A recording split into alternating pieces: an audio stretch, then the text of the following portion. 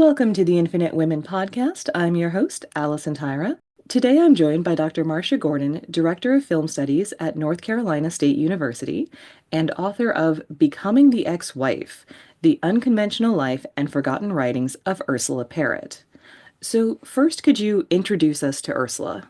So, Ursula Parrott was a once incredibly famous best-selling author and public personality, and Parrott's career really took off in 1929 when she published this book called Ex-Wife, at first published anonymously as a marketing gimmick. And it was based on her own experience with divorce and being a young single woman in New York City. And this book came out in 1929, and it was a sensation. And from there, she went on to have a pretty extraordinary publishing career. She published 20 books and over 100 articles, serialized novels, and short stories. Between 1929 and 1947, she was widely adapted in Hollywood. There were 10 films produced from her writing, and she spent time there as a screenwriter.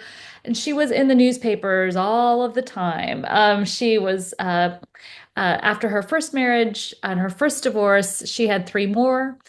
She had a young son. She was a colorful personality, and at a time of, of the great gossip columns of the day, she was frequently to be found within those. So there was a period of time, I would say, certainly the 1930s and into the 1940s, where I think most people in this country would have recognized the name Ursula Parrott, whether they had read her writing or not. And so, just to give people a little bit of context, because according to your book, she is credited with popularizing the label ex-wife in the That's first right. place. And so it's so ingrained in our culture nowadays that it doesn't seem nearly as shocking. But in 1929, she wasn't just writing about single women, she was writing about divorcees. So can you give us an Yes. idea of sort of the society that she was dealing with in a cultural context? Yeah, there's a lot to talk about here. I mean, first, a little stage setting, which is that, she was born in 1899 in Boston and raised there. Her progressive parents sent her to the Boston Latin Girls' School for her high school education, and then she went on to Radcliffe College. So she wasn't part of the first generation of college educated women, but she was kind of part of the second wave. Um, and so, out of this world of increased opportunity and freedom for women came a lot of different things, including different expectations for marriage, relationship, sexual behavior, and the like. And so, she was part of the jazz age modern generation, and she ended up moving and living with her first husband in the hotbed of all of this in Greenwich Village in New York City. And so she was part of this generation that was really thinking about how to navigate the world in ways that were unprecedented. So if you think about 20 or 30 years prior to her and kind of Victorian age sensibilities about women's place in the home and as mother to their children, and that was their job, and they should just be satisfied with all of that. Ursula Parrott was navigating this world in which women were given a greater access to opportunities, to things like political participation, with the passage of the women's right to vote, um, and so on. And so when Parrott wrote about being a divorcee in 1929, in this book, Ex-Wife, it's not that she had invented this category or this term, but she was absolutely associated with it. And she was credited with basically putting it in the universe as like a category of identity. You could be an ex-wife. And I don't think anyone had really put it like that before. I mean, there were other writers who had written about divorced women, but Parrott was really attaching this label and this idea to a swath of the population, who then were navigating the world as ex-wives, who were typically in a parrot story, on the lookout for a way to get out of that category through remarriage, which was almost never a successful proposition in a parrot story, but also having to figure out how to support themselves by working. And even more than by working, as in getting a job as like a shop girl or a secretary, having a career. So Parrott often wrote about women who were advertising executives or performers on the stage or screenwriters or authors like herself, magazine editors. So women who could earn really substantial amounts of money, sometimes even more than their ex-husbands or their current husbands or their current boyfriends, which was always a source of conflict. So Parrott really was operating at the nexus of all of this change having to do with marriage and divorce, having to do with women and the public sphere. And so she was airing a lot of these dilemmas through her very popular stories. So one of the things that I've noticed when talking with people about, this writer was groundbreaking for their depictions of X, Y, or Z, whatever Yeah. type of person. So I'm going to guess that if divorcees had been written about previously, or I should say, when divorcees had been written about Yes. previously, because I assume it wasn't super common, but I'm guessing there was sort of a moralizing, like warning tone Hmm. about them before, whereas I'm guessing she made them more human, more well-rounded, more realistic in terms of, as you were saying, like they need to support themselves. They may need to support their kids. Yeah, well, there's a number of things at work, and I'll just focus on Ex-Wife since that was her breakthrough book, which was then adapted into The Divorcee in Hollywood, which gave Norma Shearer her first and only Academy Award. So this is the book that Parrott is associated with more than any other. I would say that yes, on the one hand, this novel is really giving agency and a depth to the female heroine who is navigating this divorce. And I often like to put this book in contrast to, say, a little book you might have heard of called The Great Gatsby, which is very focused on male perspectives and male experiences at the expense, I think, of the dimensionality of the female characters in that story, right? This is really a Fitzgerald's novel is one very focused on male experience.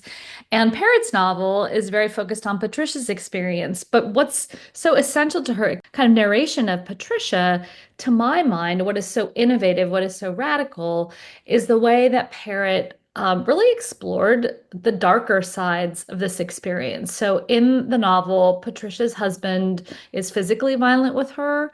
In the novel, Patricia is raped. In the novel, Patricia undergoes an abortion in one of the most beautifully written and harrowing scenes, I think, in 20th century American literature. Parrott handles it with such artfulness and with such frankness. Parrott was part of this generation, as the critic Ann Douglas refers to the idea of terrible honesty of New York writers of this generation. Parrott was really doing that, and she was really approaching her subject with this honesty that had a lot to do with the female body and what it meant to have a female body that was, subject to these various perpetrations of violence and the consequences of sex, which always fell on women's shoulders. So to my mind, that's what makes this book really special and spectacular. And, Parrott really spent her career thinking about what it meant to be a woman in this time period. And that is the story she tells, 200 different ways, is what it was like to navigate life in a female body. In a culture in which women, were allegedly getting some parity with men in the culture, but in actuality, that was never the case. I'm just thinking about how much they would have had to change when adapting that for Hollywood during, I assume during the Hays Code period. This is actually a pre-code film, so it comes out in 1930, and the production code really starts getting enforced in 1934. But having said that, there was the kind of baby version of the Hays Code in effect when it was made, and there were certainly things that they, had to do. So, for example, they were forced to change the name from ex-wife to the divorcee. I guess it's a slightly classier way to refer to it, but also I've looked at internal memos that basically said, look, if you call it ex-wife, people are going to expect the book, and you can't give that to them. So don't raise people's expectations. And no doubt they were talking about some of the things I just discussed, rape and abortion and the kind of brutality that is enacted. But I will say that I think the adaptation is incredibly interesting in its own right. And I've shown the film kind of all over the country while I was on my book tour, including at a lot of college campuses. And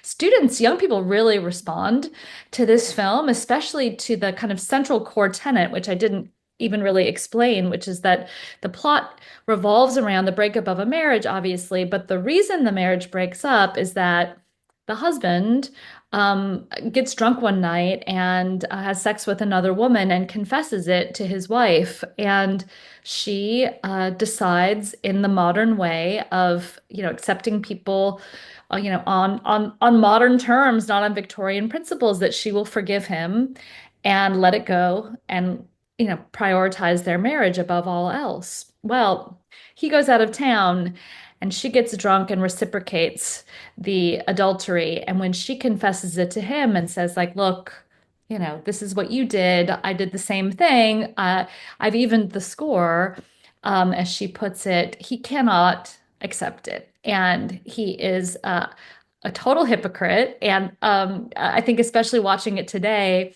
and again, through young people's eyes, I've heard them yell at the screen. They're so mad, at him for the double standard and hypocrisy that gets enacted. But I mean, I think given the fact that this is 1930 when the film gets made, it's really interesting to see the way this plays out. And as you can imagine, the film ends quite differently than the novel does. And I won't give it away, but I suspect you can guess. But so yes, there were definitely accommodations made, but still, I think that the film and even the discourse around the film when it came out, this was a huge smash, by the way. It actually really helped save a number of theaters during the kind of start of the Depression because it was such a success, and it got people coming to the theaters when people were beginning to hold back their cash in the wake of the fall of 1929 and the stock market crash and so on.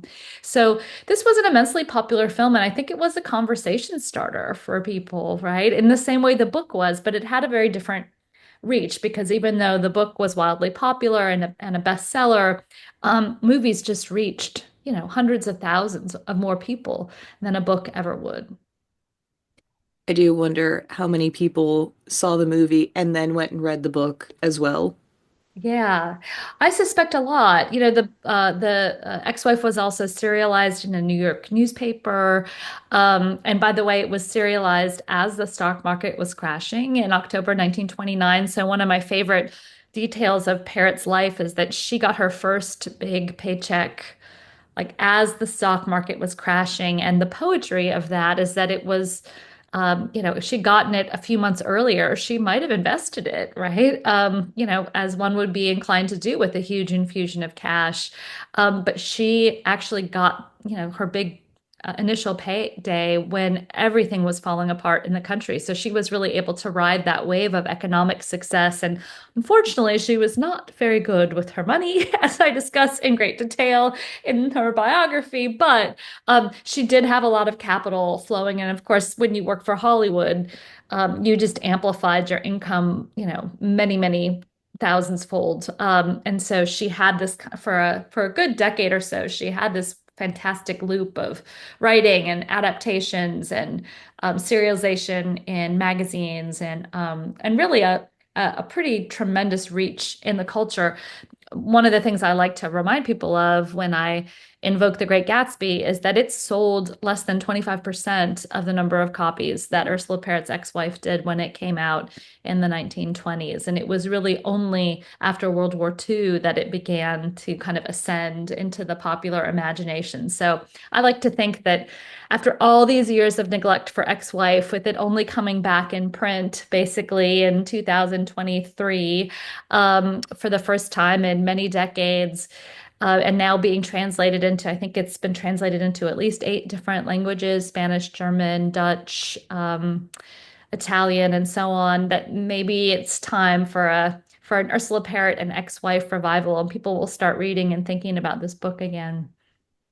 So we've established that her book was incredibly popular. The movie was incredibly popular. The serialization, I assume, was also very popular. Yes. But what did the critics think? Well, that's a very interesting question because it depends upon which critics you are asking about. So, interestingly enough, and this really starts with Ex-Wife and it really carries through her entire literary career. It is the female critics who respond most, I would say, effusively, kindly, thoughtfully, respectfully with her work.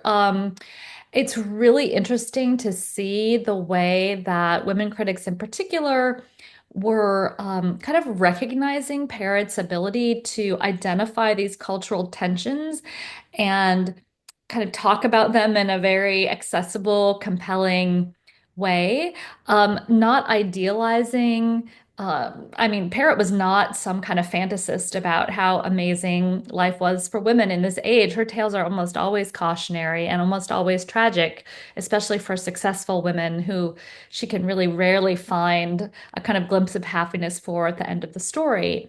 But male critics, pretty much across the board, tend to be condescending and dismissive. And my favorite review of Ex-Wife came out in the New York Times, and the critic has this passage about like, oh, it's sloppily written and hasty and blah, blah, blah, blah, blah, blah, very like not generous at all. But he credits it with two things. One is this kind of idea that Parrott put her finger on the zeitgeist with this categorization of the ex-wife. And number two, he says he left the book like on the coffee table, and within seconds, his wife and all of her friends had grabbed the book and were huddled around reading it. And so he says this, of course, you know, in the most insulting way possible, right? Like that was not a compliment. That was like, oh, it's a book for women. And we all know what that means, which is not as important or valuable as a book written by a man for a male audience. And so Parrott really got saddled with this categorization of being a woman writer, and she was very aware of it. I mean, I've looked at all of her correspondence that survives, and she would talk about the fact that she's like, I need to write my next important book. And she really tried several times to write a book that was not um, so easy to categorize as a woman's story. So she wrote a family epic about three generations of an Irish family that was modeled on her own. And she was really trying to take on this kind of epic tale of, Europe to the US migration and family wealth and the way generations change over time. Um, she did manage to publish that. She did have a couple other projects, including a memoir that she was trying to write towards the end of her life that, I mean, are just lost. They were never published. I don't know what happened to them. They were probably thrown away as worthless when her life was falling apart in the 1950s. But so she knew that she was, put in this kind of box of the woman writer, along with, people like Faith Baldwin, for example, who, these are writers that were very commercially successful, but, they really got stigmatized for being unserious. And yeah, I think this is a whole other subject, right? Because of course, and I will invoke Fitzgerald again. He was also publishing in Cosmopolitan magazine. He was also being collected in the best love stories of 1934. He, et cetera, et cetera. But it's just the way these authors were kind of framed and presented as serious or not. And so Parrott really got put in this box of like the unserious, the frivolous, for women, et cetera. And this is one of the great injustices of literary history because so many women were categorized in the same way. There's so much going on here about the culture of reviewing and also the way we create these kind of totally fictitious labels of or categories, definitions of important versus trivial, right? And There's just kind of no way around the fact that this has been gendered, it's been racialized. I mean, all of the different ways in which people have been excluded from being taken seriously, been excluded from canons, be excluded from publishing, been excluded from anthologization, from classrooms, and so on. And the ripple effects are really, it's really hard to reverse those, right? Like we see it happening sometimes, but once you have, and I think about this a lot. Again, I'll bring up Fitzgerald again with Fitzgerald and Parrott with Great Gatsby and Ex-Wife about like how you can encourage like a book like Ex-Wife to be brought into the classroom alongside something like The Great Gatsby, which is taught to everyone like every year of their educations, at least in the United States. And how hard it is to crack open space for a text that's been, kind of kept outside for so long. So I'm guessing that men made up the majority of critics then, as they do now. And so this sort of creates this idea that, like, well, most of the critics don't like it, and people aren't really necessarily paying attention to that gender gap. Yeah, well, there's so much more going, and this is of course, as always, a much more complex discussion than we can attend to in a podcast. But I will say that it was kind of interesting, even if you look at all of the quote unquote women's magazines, like Ladies' Home Journal. Cosmopolitan was not a women's magazine at the time, but like the magazines with a lady word in it or women in it. And, which often had male editors, of course, but predominantly female authors, not exclusively. And you can see in the pages of those magazines the way that often they had female reviewers of books when they came out, whereas if you look at someplace like the New York Times, the reviewers were by and large male. So you have publications, right, that are gender and gender perspective is kind of baked into the reviewing culture. Now, having said that, it's not that there was no presence of a male critic that ever liked a Parrott book. I'm simplifying things for the purposes of having this conversation, but if you tallied up the male critics versus female critics, it's definitely an imbalanced scale. And I mean, it's also interesting to think about the way that these texts circulated. So, one of my favorite stories by Parrott is called Breadwinner. I think it was 1934, and it is an extraordinary serial about a woman who is widowed actually and raising a child, and she becomes very successful.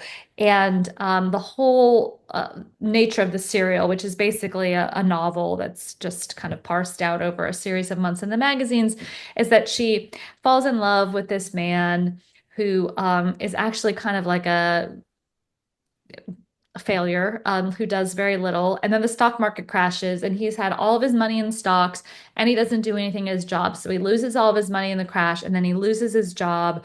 And she basically says, like, well, look, I'm wealthy and successful and we love each other. Let's just get married. And his answer is, well, of course, I couldn't do that. I couldn't be supported by you, but we can have an affair. And so he ends up basically forcing her to be his mistress. And then in the final installment, he marries her like 30 years younger, like niece at the end of the installment. And it's just like the ultimate like kind of takedown of again this kind of hypocrisy and double standard and like delusional ideals of kind of male identity. And so I think it's really interesting to see stories like that exist in these female spaces, right? Because that's a story I kind of can't imagine circulating in other contexts. But the fact that female oriented magazines were interested in stories like that, I think is very telling because I think it means that she was really hitting on some nerves in the culture. And sometimes you can even find letters to the editor in those magazines from women who have read the stories that give you a sense of like, oh yeah, people were really like, sing it, sister. Like you're seeing our world. I wonder how much of that disconnect is just, men feeling attacked by what she was writing and women feeling it resonated with them. And that's Yeah. not the dynamic that men are used to. Yeah. Oh yeah. I mean, I think that's got to be part of it, right? Is that she was really convinced if you take her stories as an iteration of her experience, which I do based on what I know about her experience and the way I see it mirrored in her stories, that men in general were not really having a good time of this kind of women entering the public sphere and public life and having more freedom and having more opportunity that they were really threatened by those moves. But she also saw that there were great disadvantages to that. I mean, Parrott was not someone who just believed that female success in careers and otherwise was just like a gift to the universe. I mean, she saw the fact that women could support themselves as a another reason that men could leave them because they were fine. Like they could raise kids on their own. Why, if they were able to have careers, why would men feel obliged the way their parents or grandparents did to stick around and take care of their families? So I do think that there's a good amount of, I would say, critical representation of men in Parrot's stories. And it's interesting because Parrott did not like to be called a feminist. She said she was not a feminist. She blamed feminists for a lot of the things that she saw happening to her generation. And yet, what's really interesting is if you look at the arc of her career, after World War II, she started writing these stories that were about men coming home from the war and returning to their wives and getting fat and getting like heedless about their women's forcing women to quit their jobs, their wives to quit their jobs, stay in the house, drinking beer with their war buddies and telling war tales. And she wrote this series of stories for Cosmopolitan that were like basically like ladies like pack your bags and get out like so she came back after World War II having lived through World War One, right, and version 1.0 of this, seeing it again and at the end of World War II, and she was just like trying to pass on like her perspective and her wisdom, and some of the last things she published were in this vein of like trying to call attention to a crisis in the making. And of course we know what happened after World War II in retrospect, right? With the baby boom and, suburban domesticity being idealized and so on. But she saw things, I think, about the culture. And I think it's one of the things that, she was a little crazy. She was a little out there. She struggled with alcohol. She struggled with spending. I think so many authors of this time period in this kind of post-World War One frenetic drive to experience things and live a big life because you never knew when it was going to get taken away from you. A lot of that generation kind of pushed themselves to the edge. And it's hard to see that in her life because she really did struggle with so many things. She tried over and over again to kind of get herself on a stable path, but it was really difficult for her. And part of it was she never found, and she saw herself as kind of needing a kind of an ideal partner in the form of a husband who could kind of accept and understand her and be a stabilizing force. And she just never found anyone who could handle her. And so I think that was kind of the tragedy of her life is that she spent so much time thinking about these questions of how to create a relationship that in which you could have two successful partners. She really was thinking about that in the early 1930s, which is quite extraordinary. And then she could never enact that in her life. I do wonder how much of that post-World War II push for domesticity was also backlash against the increased independence that women had in terms of going out, getting jobs, being allowed in industries where previously they'd been kept out. And I've talked before with other people about how you can't unring that bell, both during World War One and during World War Two.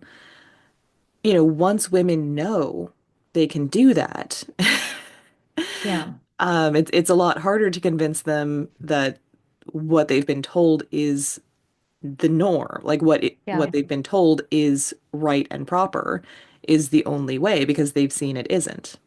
Betty Friedan famously, did her study of women's magazine stories, right? And saw like what happened to all the the career women, right? Like they just disappeared. And so, yeah, I think that was part of what was happening is kind of putting the genie back in the bottle through all these, both rewards and punishments that we see happening in the post-war era. But this was, Parrott had witnessed this once before, right? She had already seen like the kind of backlash to feminism, first generation feminism. And she died in 1957, so she didn't live to see kind of the wave of late 60s and 1970s feminism come to fruition. But I think she saw the way that the narrative about gender and gender relations was like kind of at the core of the kind of American drama. So I want to get back to what you were saying about being dismissed as a woman's writer, Yeah. because we see this in so many areas, like pretty much any medium that has any art form or genre that is intended for women, especially one that makes them feel good. So, like for me, it's, cozy murder novels. Other people might be romances in pretty much any media, a lot of fantasy, soap operas. Anything that is made for women is pretty much always dismissed and diminished and undermined as lesser than. Yeah. And this includes for movies, right? So this even filters into, when Parrott's films are adapted into movies, it's really interesting because the last film, I'm going to work backwards, was that was made of her work was Douglas Sirk's version of There's Always Tomorrow with Barbara Stanwyck and Fred McMurray. And this was absolutely Hollywood pitched melodramas. These were women's pictures. They were weepies. Okay, that was their nickname. They were meant for female audiences, and you can read reviews of Sirk's film, which was an Ursula Parrott story that was made first in the 1930s and then remade in the 1950s. But if you read reviews of the 1950s version, it's like, oh God, guys, watch out. Your wives are going to try to drag you to this sappy movie and they're going to expect you to buy them a ticket and take them to this movie and they're just going to sit there and weep. And, There's Always Tomorrow is super interesting. It's about a career woman played by the amazing Barbara Stanwyck who has never had time for marriage. And romance in her life because she's dedicated herself to her career. And so she comes back to revisit a former flame who is Fred McMurray, who's married to another woman, has children who don't appreciate him. Everyone ignores him.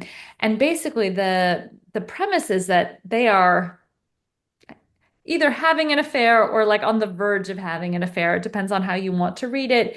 But she decides not to break up his family and she goes off to live her lonely life as a successful career woman with no romance, no love, no marriage, no children, no family, having now seen what it looks like and hoping that her threat to the family will allow for the rehabilitation of his life because he's been so taken for granted. So again, this is a film that when it came out, totally dismissed, like, oh, this is like crap for women to watch and weep their into their hankies, and then they can go home and make dinner for their families and appreciate their lives again.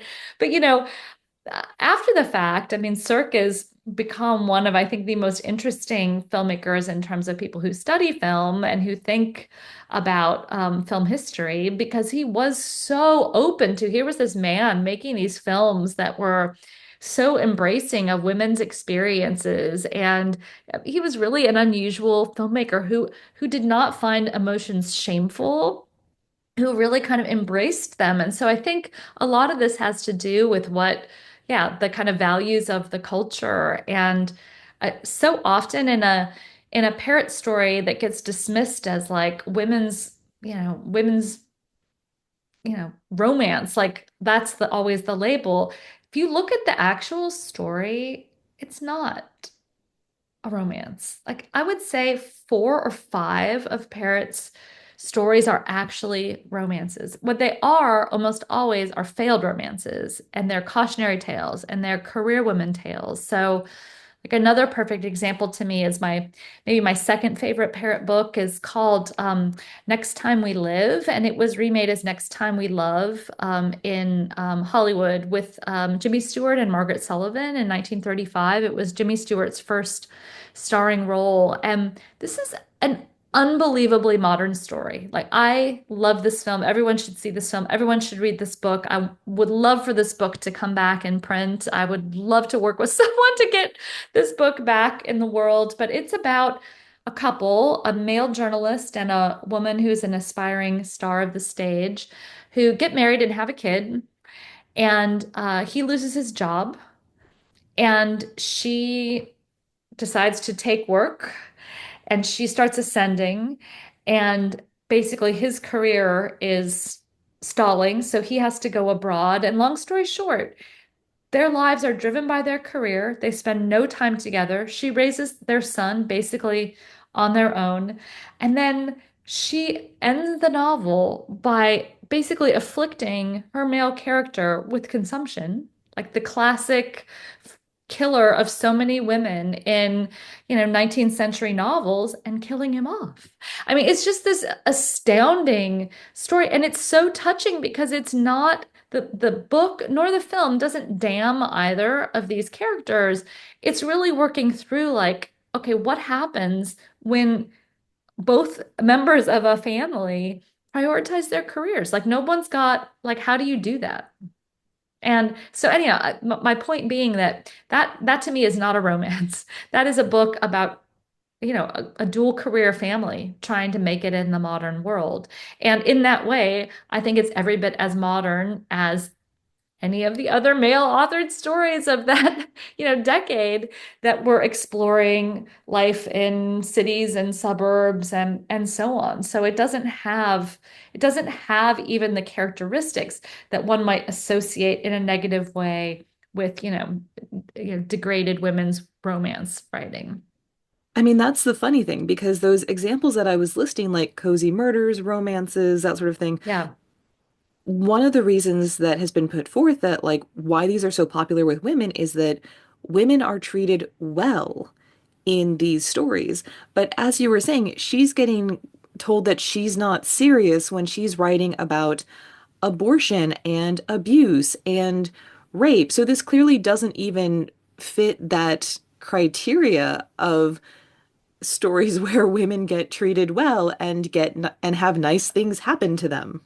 They were not feel-good stories. Parrott did not write novels with happy endings. She did not write stories with happy endings. I mean, uh, the I'm often stunned. I have a spreadsheet because I actually read every single story and novel that she wrote over the course of 2 years. I just plugged at it every day, and I kept an Excel spreadsheet because I didn't know how else to, like, keep track of all these things. And one of my categories was happy ending. And I think it's five. And two of them I think are like happy-ish. Like, Out of how many? oh, out of like 150 or 60. So this is a very small percentage, right? I mean, she really didn't see. I mean, often the novels end with a sense of kind of resignation.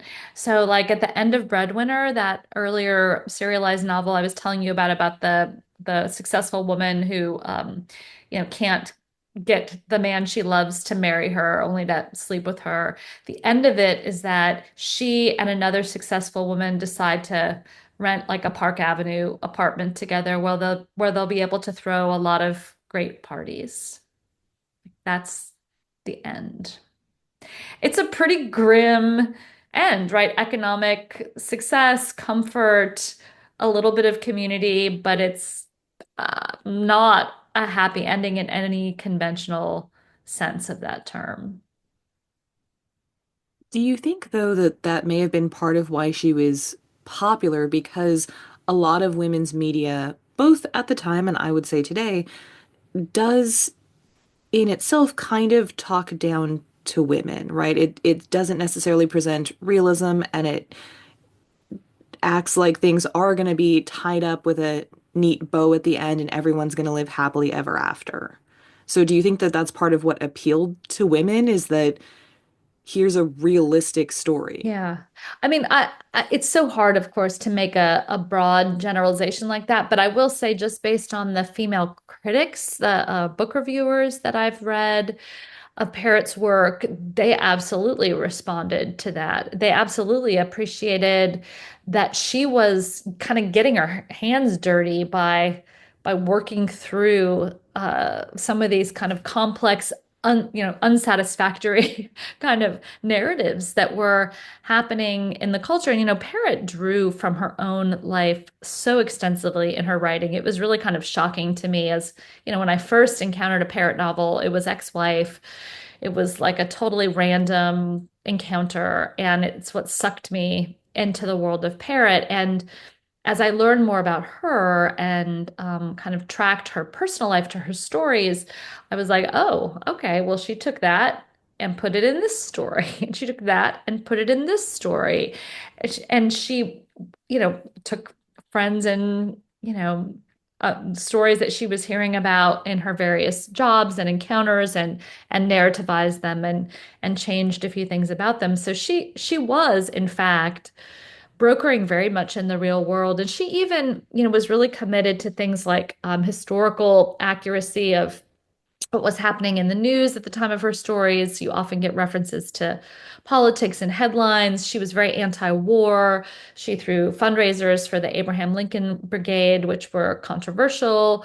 So she was really in touch with what was happening in the culture, not just to women, but also more broadly. But I think partly because she basically lived her entire adult life as a single mother as well. She also wrote a lot about child rearing and raising children in the modern age and raising children alone and what that meant that women could do that now, women who could figure out a way to support children and raise them on their own. And even she thought about having a second child and raising that child on her own, which is, pretty radical that she was talking about this in the 1930s, that she didn't really need a man or a father to raise the child. She was perfectly successful and could do that on her own and had very strong beliefs about parenting as well. So yeah, so I think she was really looking at the world that she was navigating and trying very much to tell stories that reflected the mostly the difficulties of that world. So you've told us a lot of really interesting things about Ursula Parrott, but was there something in particular that made you say, I have to write a whole book about this person because she is so amazing and I need to tell everyone about her? Yeah. I'd like to answer that two ways. And I didn't expect to keep coming back to F. Scott Fitzgerald so frequently, but I have, because that's the reason I'm writing this book because of F. Scott Fitzgerald. So I first came across Ursula Parrott's name in the University of South Carolina F. Scott Fitzgerald screenplay collection, of all places. And Fitzgerald was hired in the late 1930s by MGM to adapt a series of stories into films. And one of them was a story called Infidelity, and it was written by Ursula Parrott. And so I was in the archive looking at the Infidelity screenplay, and I thought this is a really interesting story because it is not a moralizing story at all. It was published in Cosmopolitan as a series that Parrott wrote about divorce, and infidelity was one of the causes for divorce, right? So I actually spent almost 2 years thinking that I was going to try to republish the screenplay material and the story and write a book about F. Scott Fitzgerald writing this Ursula Parrott screenplay. And as part of that, I started doing research on Ursula Parrott. So I thought she was going to be like a chapter in this other book. And I basically started hitting my head against a wall with the studio legal department about publishing this screenplay, despite the fact that, no one even knew it existed in this archive and it's of absolutely no commercial value and it wouldn't decrease what are all the things. So I remember that as part of this process, I had picked up I got a copy of Ex-Wife on eBay. It was out of print, and I picked up a copy and I read it. And I remember just like every chapter, like, oh my gosh, wow, I can't believe this book exists. Why haven't I read this book before? And I asked everyone I knew in women's literature studies, in 20th century American literature studies, and modern literature studies. No one had ever heard of Ursula Parrott. No one had ever heard of Ex-Wife. And there was a literal day where, after hitting my head against a wall again with like a studio legal department, as I'm getting an increasing like large file on Ursula Parrott, that I just said, "Oh my God, like the world doesn't need another book about F. Scott Fitzgerald. Like absolutely not necessary for the world. But the world could really use a book about this woman who wrote this amazing novel. So I just started buying more of her books, all like on eBay, and trying to pull together her stories. And the more I learned, the more I thought, this is a story that deserves to be told. And this may be her only biography, right? This may be the only thing that's ever written. I hope it's not. I hope it's the first of many biographies and many books about Ursula Parrott. But I was so drawn to that novel and to the complexity, modernity, originality, the voice, the way she captured the spirit of the jazz age in a way I had not seen in other writing from that period. And, I'm a film historian, so it was also so important to me that there was such a large body of film. I mean, 10 films is no small number to be adapted. And they were so interesting. They were also like historically relevant in terms of,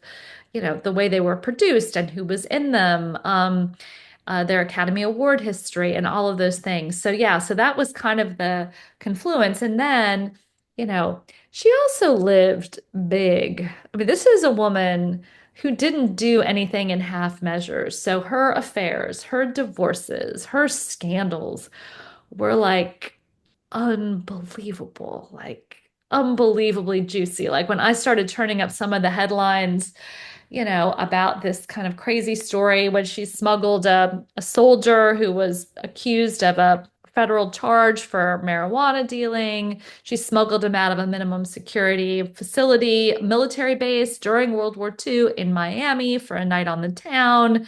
Then she was tried in a federal trial, and like all just when I started piecing together like all of the kind of aspects of her life, from her like being raised in Boston with a Catholic doctor father and her education, to her elopement to Greenwich Village, to her first divorce, raising a child on her own, and all of the other things, I thought, my gosh, this is a movie. Right? This is a movie. Well, it's the movie that should be made of her life. And so, yeah, so this was, I kind of feel like I was fortunate in that strange first encounter in the Fitzgerald screenplay collection at University of South Carolina, or I would likely never have heard of her. Join us next time on the Infinite Women podcast, and remember, well-behaved women rarely make history.